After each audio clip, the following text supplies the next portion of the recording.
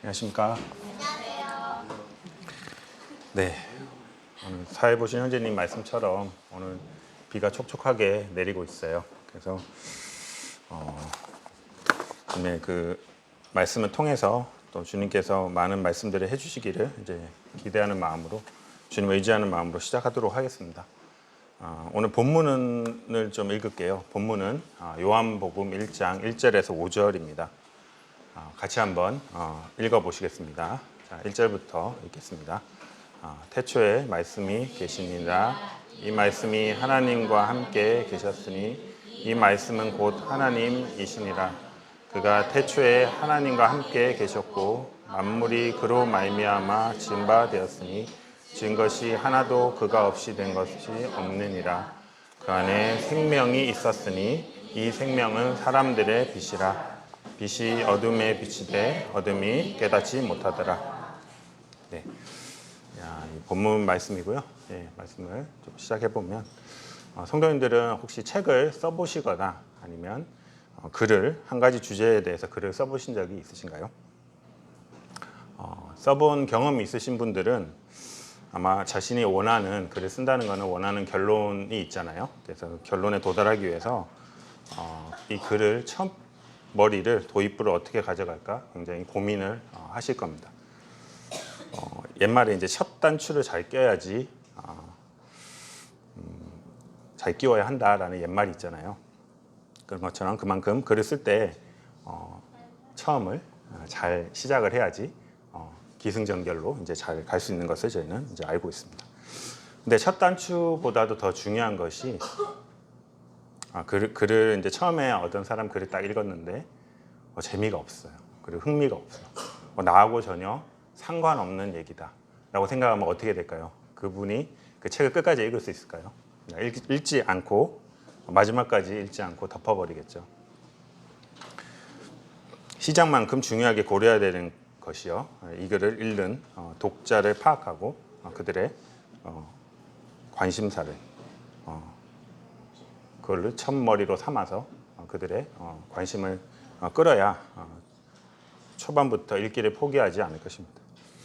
그래서 마태복음에서 마태는요, 유대인이라면 누구나 귀와 눈이 번쩍 뜨이는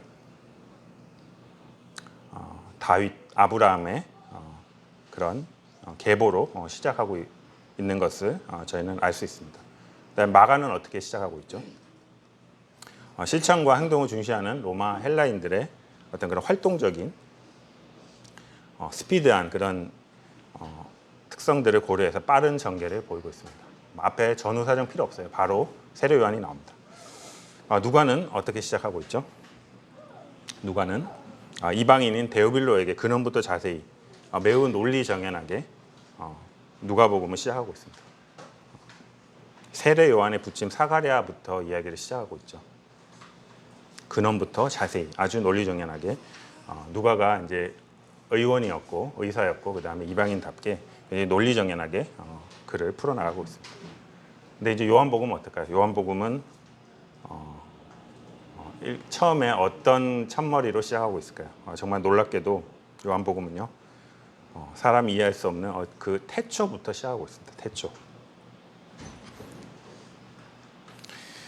복음의 시작을요, 영원 상태인 태초부터 잡고 시작하고 있어요. 가도 너무 앞서간 거 아닌가요? 그죠?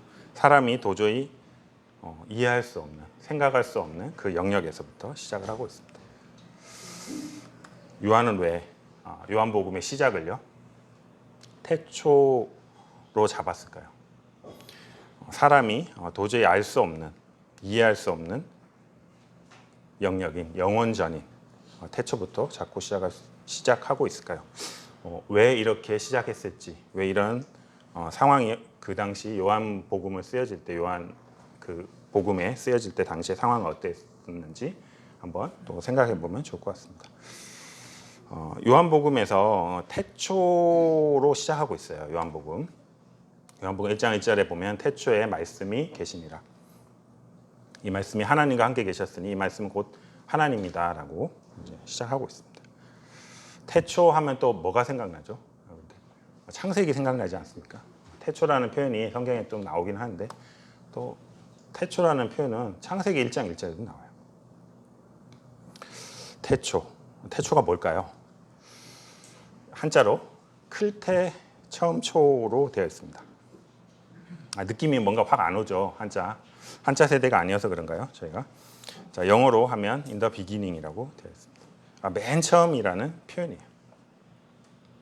하나님은 스스로 존재하신 분입니다. 저희 잘 알고 있죠. 온 우주 만물을 창조하시기로 결심하셨어요. 그리고 창조를 시작하셨어요. 자, 내가 창조하겠다. 하나님 마음 먹으시고 창조를 하시게 됐어요. 하나님이 창조를 시작하시니까 시간이 시작되고 모든 물질 세계가 시간의 지배를 받게 되었죠. 하나님이 나 창조하겠다. 창조 딱 했을 때 그때부터 세상이 만들어지고 시간이라는 개념이 들어오게 됐죠. 하나님이 시작하시자 시간이 시작됐어요. 그죠? 하지만 말씀 대신 하나님의 삼위 중에 하나의 위격이신 예수님께서는요. 이 창조의 시작이 되기 전부터 이미 존재하고 계셨어요. 그래서 요한복음 1장 1절은 밝히고 있는 거예요. 태초에 말씀이 계십니다. 하나님이 창조하시기 전부터 이미 계셨던 거죠. 이 영혼이라는 상태, 저희는 이미 창조 후에 시간의 영역 가운데 살고 있지만 그 전의 상태가 어떤 상태였을까 상상이 저희가 할 수 있을까요? 제가 좀 좋아하는 책 중에 하나가 이제 에릭 사우어 형제님의 책인데요. 이 중에 영혼에서 영혼까지의 이 책의 한 글을 저희가 발췌해봤습니다. 이 영혼의 상태를 어떻게 묘사했냐면요. 자, 이렇게 묘사를 하고 있어요.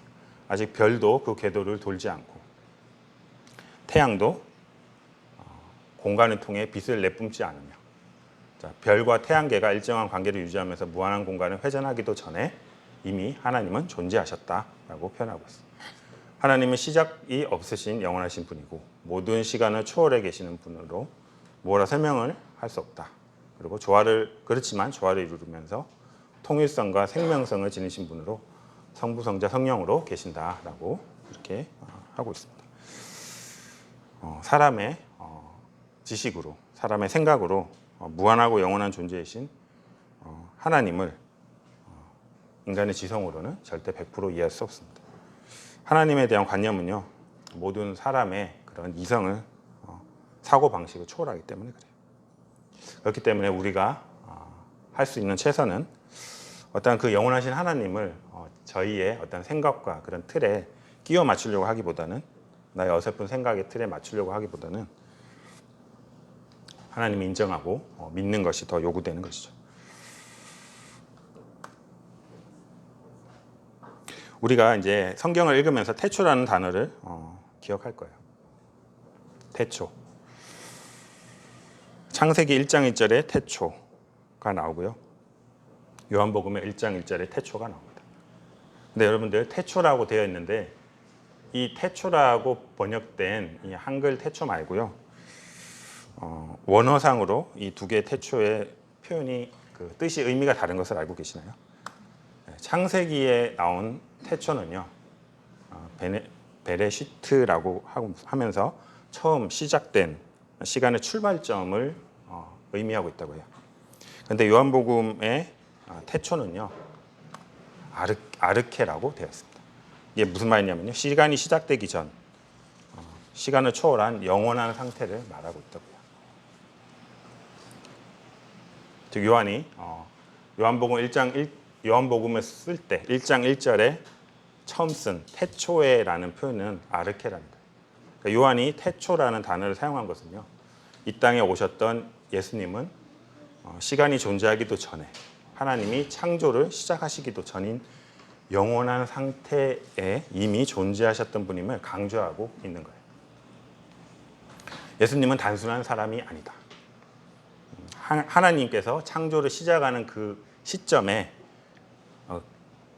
창조물과 함께 만들어진 존재가 아니고요. 창조된 존재 중에 좀 더 우월한 존재가 아니고요. 하나님이 창조하기 그 시점 전부터 존재하셨던 삼위 중에 하나의 위격인 하나님심을 명확히 밝히고 있는 거예요. 그리고 우리 주님 대신 예수께서 하나님과 함께 계셨다는 표현이 요한복음 1장 1절과 2절에 두 번에 걸쳐서 강조되는 것을 보는데요. 이것은 예수께서 하나님이시고 하나님이 예수님이었다. 이렇게 양태론적 어떤 주장을 하신 분들이 계실 수 있어요.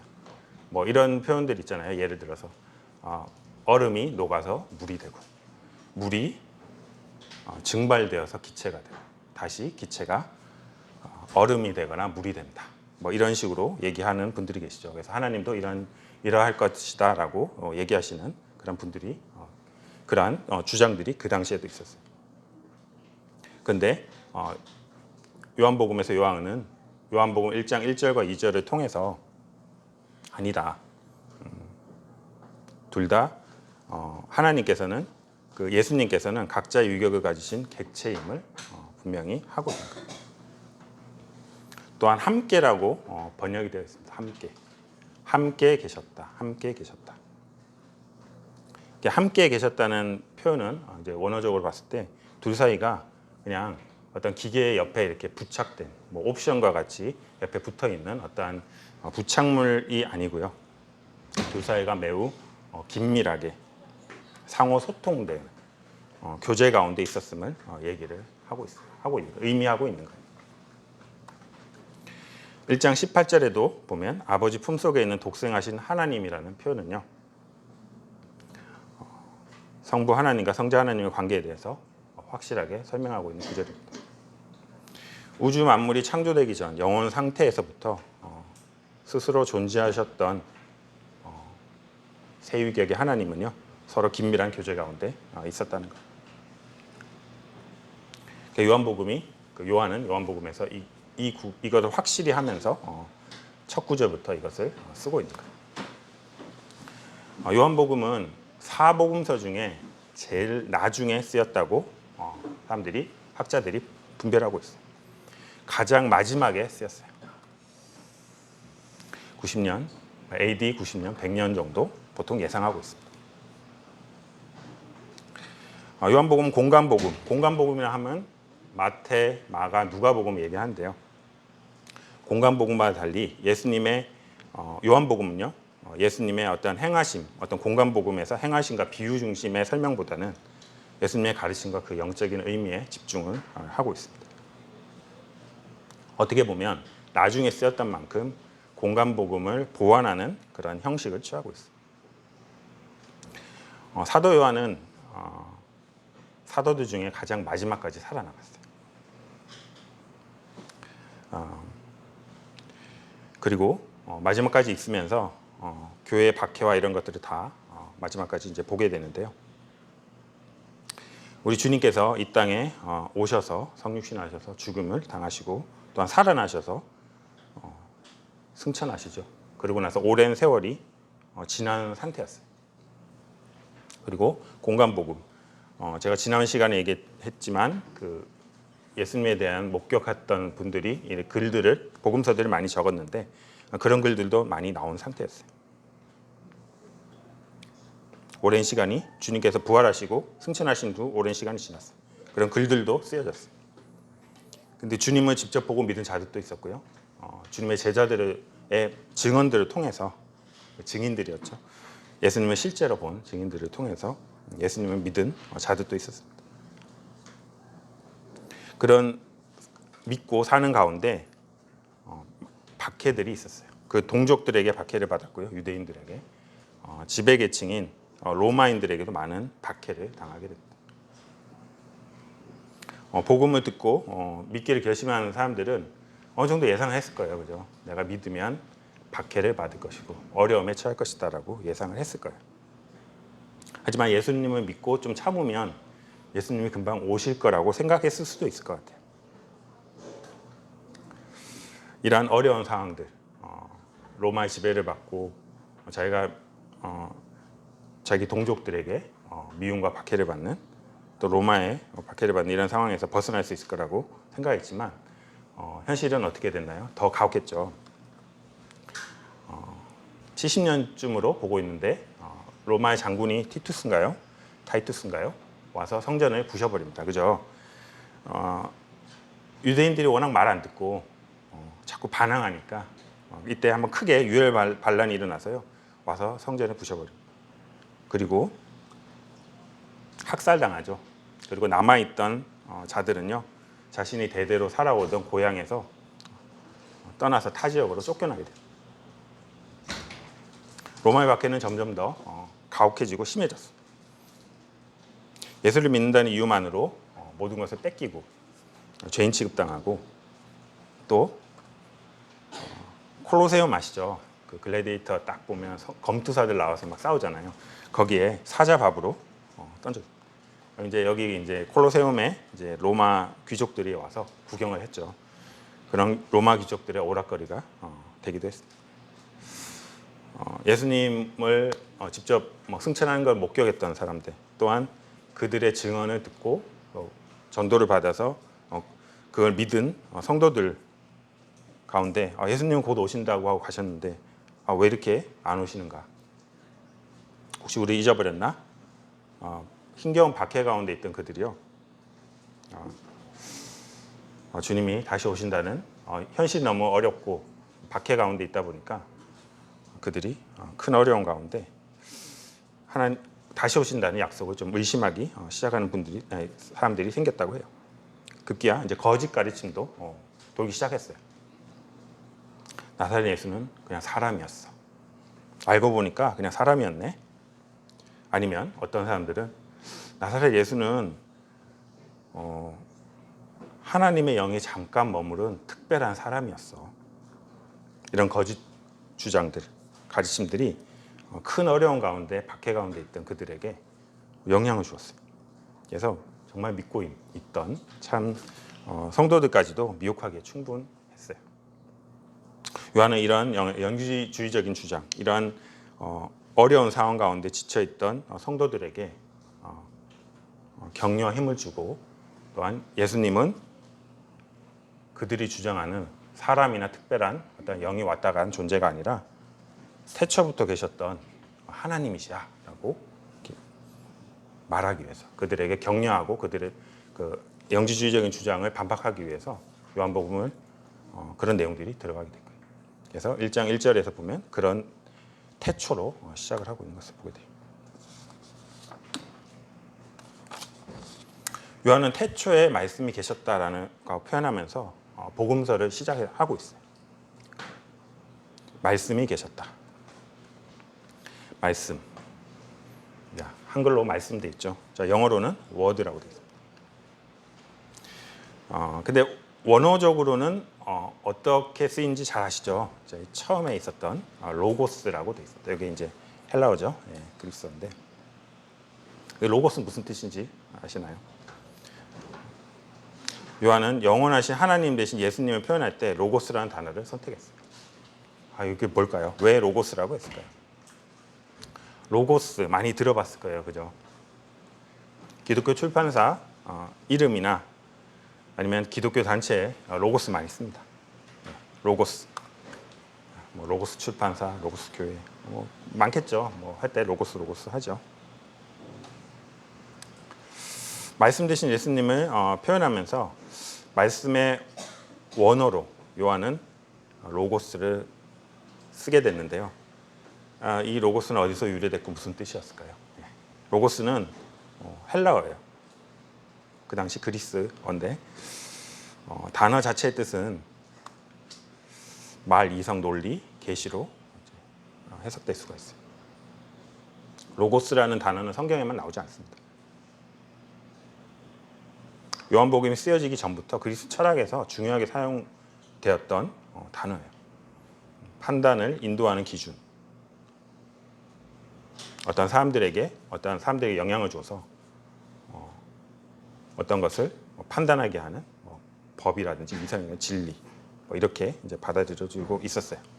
사람에게 영향을 주는 어떤 영양체, 영향력 같은 걸로 받아들였어요. 로고스라는 것이 그리스 철학에서는요 독립된 개체 보다는요 어떤 영향력 정도로만 생각을 하고 있었어요. 그리고 어느 유대 집단의 어떤 한 사람은요 로고스를 구약의 하나님과 연결지어 보려고 노력을 했는데 필로라는 사람이 있어요. 로고스는 절대적인 초월자이신 하나님과 물질적인 세계 사이의 중재자 역할을 이제 하는 거야라고 표현했다고요. 이제 좀 비슷한 것 같죠? 근데 아니죠. 예. 필로의 주장은 어떠한 객체라기보다는 어떠한 영향력 아니면 어떠한 객체라고 해도 어떠한 하나님께 종속적인 어떠한 그 하위적인 그런 의미를 담고 있는 거예요.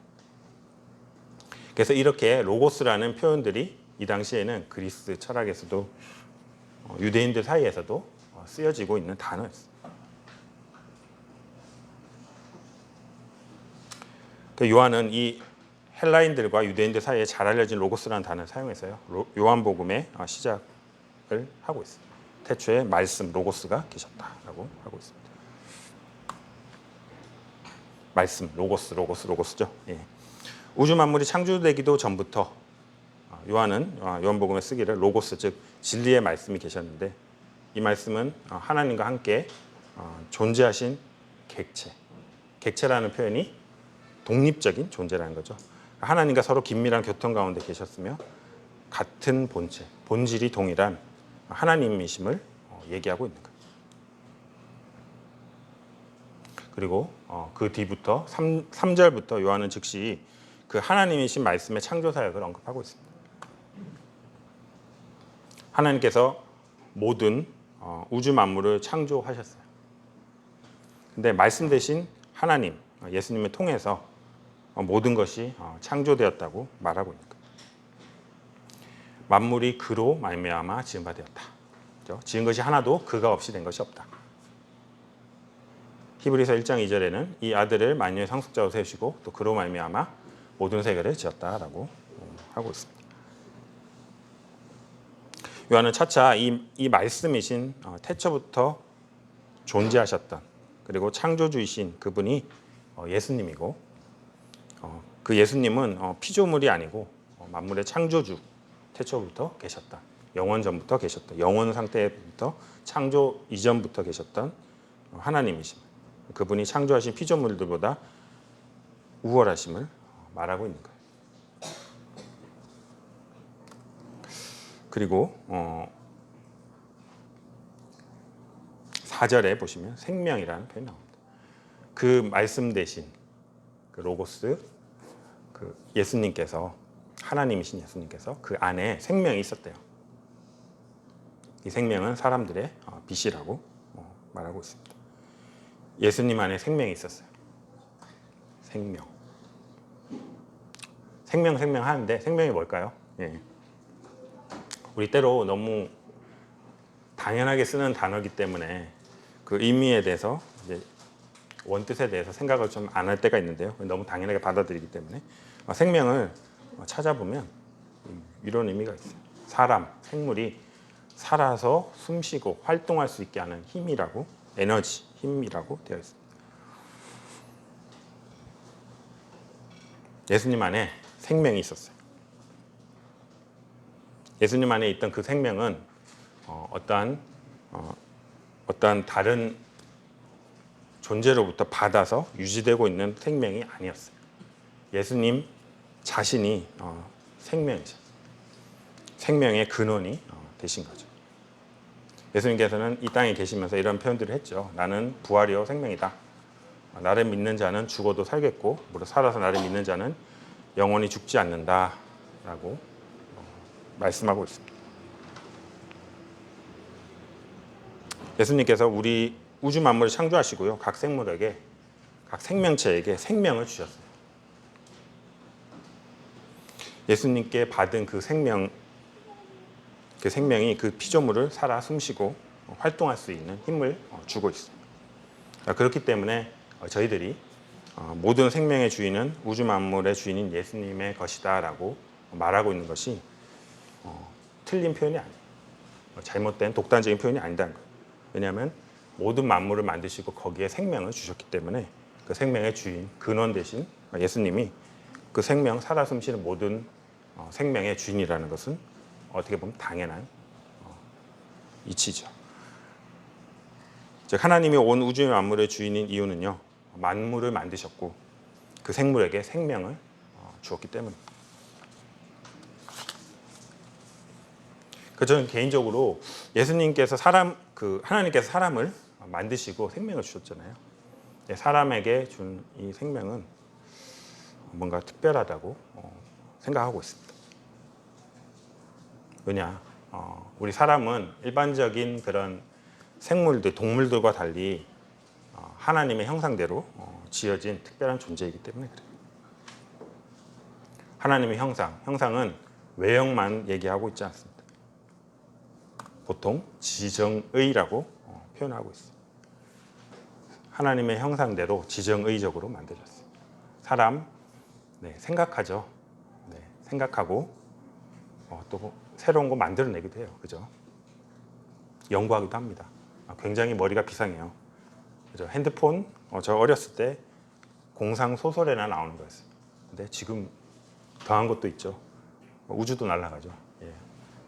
정말 대단합니다. 그죠? 그다음에 사람은 정적인 존재예요. 감정이 있어요. 기쁘고 좋기도 하지만 슬프고 힘들기도 합니다. 그리고 의지적인 존재. 사람 무엇이 옳고 그른지 알고요. 어떤 일을 시켰는데 그 일을 하기도 하지만 안 하기도 해요. 그죠? 제가 로봇에게 어떤 청소를 시키고 갔어요. 근데 집에 딱 왔는데 로봇 청소기가 청소를 너무 깨끗하게 잘해놨어요. 저희가 로봇에게 칭찬할까요? 넌 정말 내 말 잘 듣는구나. 하는 사람 없죠. 그 이유는 로봇은 의지가 없어요. 시키는 대로 할 수밖에 없는 존재인데 사람은 의지가 있습니다. 그래서 저희 자녀들에게 숙제나 공부를 시키고 외출했다 돌아왔을 때 그 숙제를 해놓으면 저 아이들을 칭찬하는 거죠. 왜냐하면 의지가 있기 때문에 부모님의 말씀 순종하지 않을 수도 있지만 순종하고 지켰기 때문에 저희가 칭찬하듯이 사람은 하나님의 형상대로 지정의적으로 만들어졌어요. 창조되었어요. 하나님이 저희에게 주신 생명은 영원하다고 생각합니다. 사람이 죽잖아요. 죽기도 하잖아요. 영원히 살지 못하죠. 근데 저희들이 보는 이 죽음은 육신의 죽음을 의미하는 거지 영원한 죽음을 의미하지 않습니다.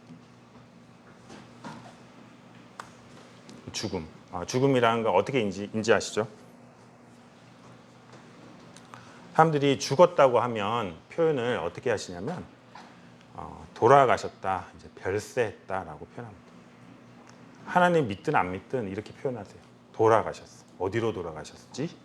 별세했다. 세상을 이별했다. 보통 죽으셨는데 이런 표현 없잖아요. 그분 없어져 버렸습니다. 그분 영원히 사라져 버렸습니다라고 표현하지 않습니다. 그죠? 육신은 죽지만 그 안에 생명은 영혼은 그대로 존재하고 있는 거예요.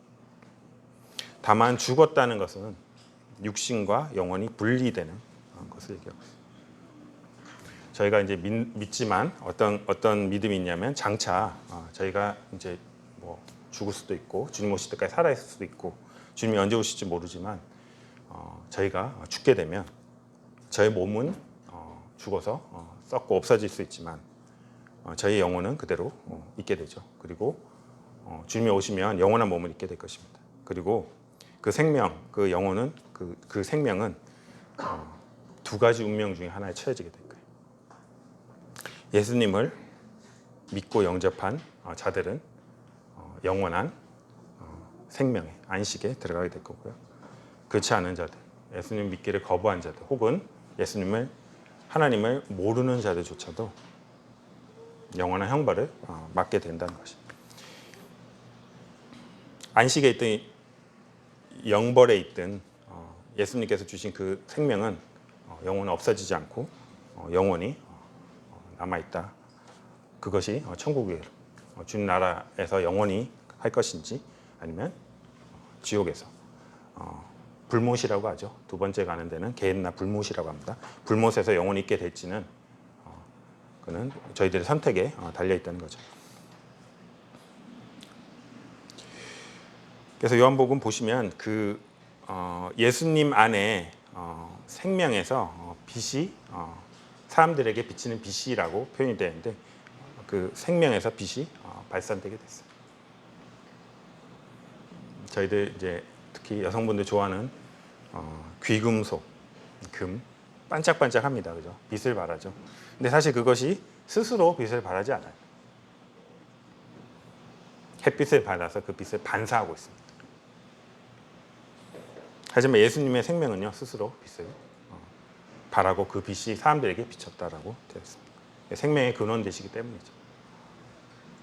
그 빛이 사람들에게 비쳤어요. 이 말씀 읽으면서 전 개인적으로 저에 대해 생각이 났어요. 제가 이제 1998년 하나님 믿게 됐는데요. 그 빛이 그 예수님 안에 있는 생명의 그 빛이 저에게도 비치게 된 거죠. 저는 사실 이제 하나님을 알지 못하는 가정에서 태어났습니다. 부모님은 물론 친척조차도 교회 다니는 사람이 없었어요. 옛날 사진 찾아보니까 하나 있더라고요. 뭐 본가에 있을 것 같은데 찾았어요. 제가 누굴까요? 예, 오른쪽에 있죠. 이때가 지금 저희 아들 나이 또래 된 것 같아요. 10살 정도 된 것 같은데 35년 전 얘기입니다. 그죠? 여기 오른쪽에 저희 어머니 아버님이신데 젊으셨죠, 그죠? 아버님이 장남이셨어요. 그래서 제사를 집에서 지냈습니다. 1년에 수차례 지냈어요. 설과 추석에는 친척들 집까지 가서 원정제사 지냈습니다. 큰 집, 뭐 작은 집, 중간 집 뭐 갔다가 마지막에 저희 집에 왔어요. 아버지가 장남이셔가지고. 그리고 제가 중학교 1학년 때 기억하는데 92년도 그때 우리나라에 그때 휴고 열풍 불었어요. 요거 저기 보셨나요? 저기 학교 등교하는데 누가 줬어요. 뭐 이거는 인터넷에서 퍼온 건데 휴가 날짜가 적힌 용지 받았어요. 휴거일 진짜 이렇게 적혀 있었죠. 예. 제가 그때 어떤 생각 들었을까요? 제가 읽고 말도 안 된다. 야, 교회 안 가는 사람이 이렇게 많은데 뭐 안 믿는 다 지옥 가는 거야? 라고 그냥 버렸던 기억이 있습니다. 이렇게 이제 우상 숭배 했고 하나님 몰랐고 하나님을 오히려 거부했던 그런 저에게 주님은 빛으로 다가오셨어요. 그 빛이 저에게 비치게 됐는데 빛이 비치면 어떻게 돼요? 어두운 데서 빛을 딱 비추면 어둠에 감추어졌던 것이 드러나게 돼 있잖아요. 어둠 속에 감춰져 있었던 저의 모습이 드러나기 시작했어요. 어둠 가운데 살 때는 제가 죄인지도 몰랐어요. 당연한 건 줄 알았어요. 남들도 하기 때문에. 근데 주님께서 저에게 비춰주시니까 저의 죄악된 모습이 드러나기 시작했어요.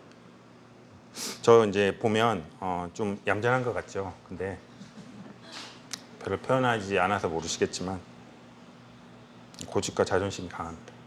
표현하지 않아서 그래요. 청개구리 근성도 있어요. 누가 뭐라 하면 더 하기 싫어요. 네. 복음 처음 들었을 때 강하게 거부하고 부정했어요. 절대로 그러하지 않다라고 생각했어요.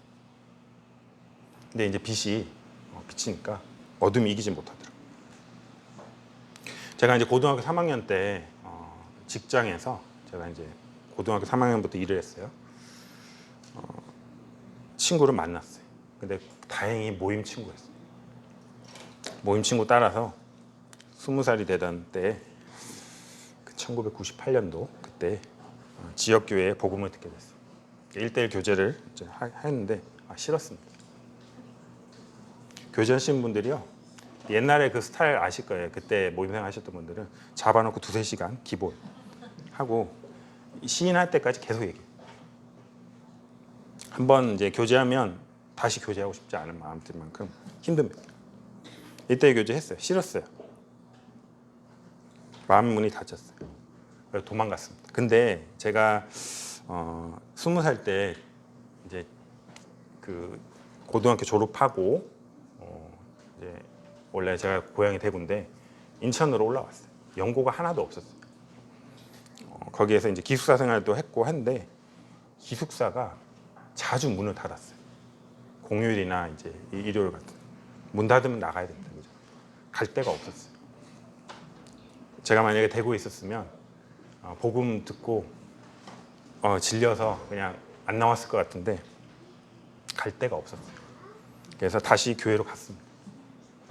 계속 들었어요. 너무 힘들었어요. 저에게 유익이 되지 않았습니다. 근데 그런 저에게 주님께서는 빛을 비춰주셨어요. 어느 날 신기하게 저의 추하고 더러운 모습이 깨닫게 해주시는 거예요. 보게 해주시는 거예요. 어떤 계기가 있었어요. 저는 그날 마음으로 인정할 수밖에 없어요. 진짜 나는 이렇게 더럽고 추한 죄인이구나. 그래서 주님이 오셨구나.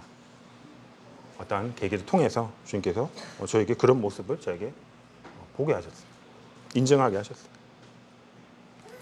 그 후에 이제 계속 형제님과 교제하는데 계속 신약 계속 읽는데 말씀이 들어오는 거예요.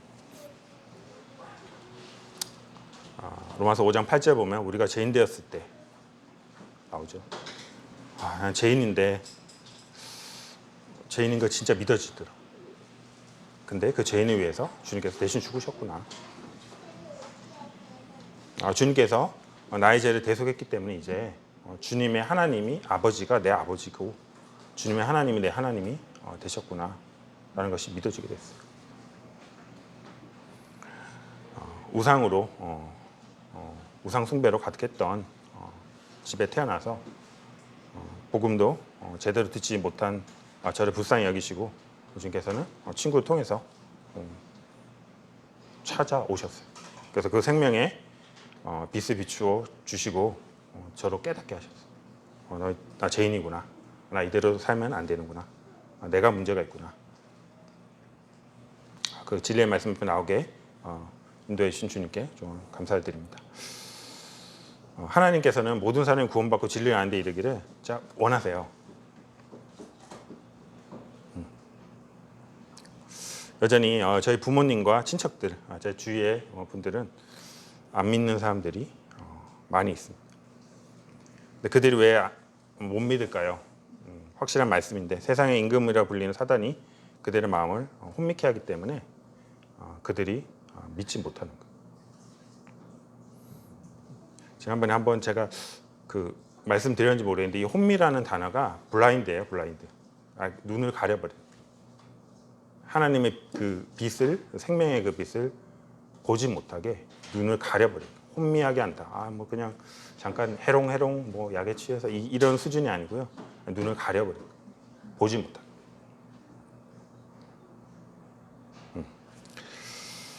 그렇기 때문에 저희는 더욱 간절히 그들을 위해서 기도해야 돼요. 그러니까 저희들이 복음교제 한다고 하면 기도해야 되는 이유가 바로 여기에 있습니다. 사단이 방해를 하기 때문에 그래요. 아예 눈을 가려버려요. 빛이 비치지 못하게. 또한 그리고 저희는 기회를 얻든지 못 얻든지 전하기 위해서 노력해야 돼요. 저에게 맡겨진 의무예요. 그죠? 그리고 우리의 삶은 그들에게 빛과 소금이 되어야 되겠습니다. 소금인데 뭐 넣는데 짠맛 안 나면 그죠? 소금 아니죠. 필요 없는 존재인 거죠.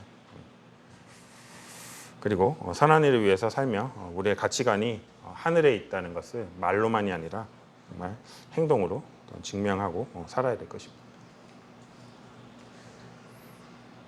제가 이제 보니까 주님 믿은 지도 한 25년 된 것 같아요. 주님 믿었으니까 그분을 영접했으니까 만사형통하고 점점 비례적으로 믿음이 좋아지고 좋았을까요? 점점 더 좋아질까요? 뭐 회사 일처럼 뭔가 막 노련해지고 그럴까요? 아니죠. 내 안에서 저절로 성령의 열매가 맺히지 않았습니다. 마치 이스라엘 백성이 가나안 땅에 들어가서 전쟁에 승리했지만 그 후로 어떻게 됐어요? 각 땅을 지파별로 분배받아서 영토를 각각 차지해야 되는, 정복해야 되는 그런 미션이 주어졌잖아요. 저희 액성품은 지금도 여전히 제 안에서 공존하면서 막 싸우고 있어요. 지금도 여전히 그 싸움은 계속되고 있습니다. 아마 주님 오실 때까지 계속 되겠죠. 예. 주님께서는 성령님을 보내주셔가지고 삶 가운데 저를 때로는 견책하시고 때로는 의의 길로 인도하고 계십니다. 하나님 믿기 전에는 사실 아무렇지도 않았던 행동들이 생각들이 이제는 그것으로 인해서 마음이 힘들고 무거워요. 근데 주님의 말씀을 순종하기 위해서는 근데 또 한편으로는 또 옛 성품으로 인해서 힘들 때가 있어요. 이 둘이 계속 싸우고 있어요.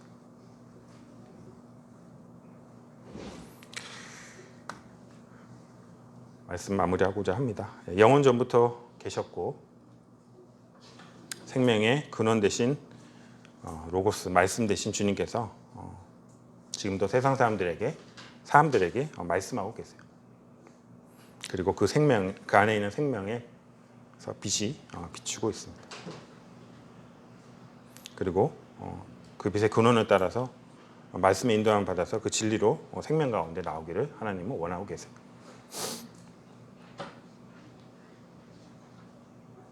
동일하게 이제 저에게 말씀해 주시고 빛으로 비춰 주셔서 저를 인도해 주셨습니다. 그죠? 지금도 삶 가운데 말씀으로 저의 어두운 부분 비춰주고 계세요. 이제는 보입니다. 근데 육신과 싸우고 있는 거죠. 저에게 인내심을 가지고 인자하시게 기다려주고 계신 주님께 또한 감사드립니다. 이렇게 주님께서는 사실 인격적이세요. 사람에게 맞게 그분의 성향에 맞게 기다려주시기도 하시고요. 때로는 견책하시기도 하십니다. 때로는 징계 가운데 저를 두기도 하십니다. 은혜와 진리가 충만하신 주님께 이제 감사를 드립니다. 각자 영원한 생명이 되시고 그 생명의 빛을 비추어서 저희를 인도하고 계시는 주님께 나아가서 긴밀한 교제와 감사의 예배가 드려지는 우리 요한교회 성도님들이 되기를 또한 제가 되기를 간절히 바란 마음으로 마치도록 하겠습니다. 감사합니다.